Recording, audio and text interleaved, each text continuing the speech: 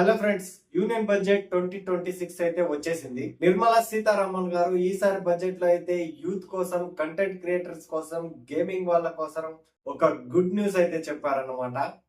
అదే AVGC.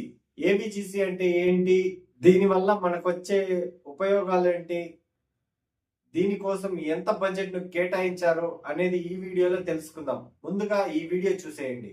India's animation, visual effects, gaming and comics sector, ABGC sector, is a growing industry projected to require 2 million professionals by 2030.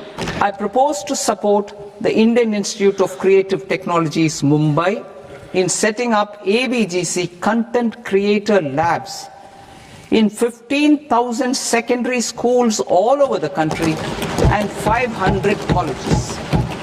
The Indian design industry is expanding rapidly, and yet there is a shortage of Indian designers. I propose to establish, through Challenge Route, a new National Institute of Design to boost design education and development in the eastern region of India. AVGC అంటే animation, VFX, gaming, comics, content creator labs. దేశవ్యాప్తంగా 15,500 content creation labs అయితే ఏర్పాటు చేస్తున్నారు.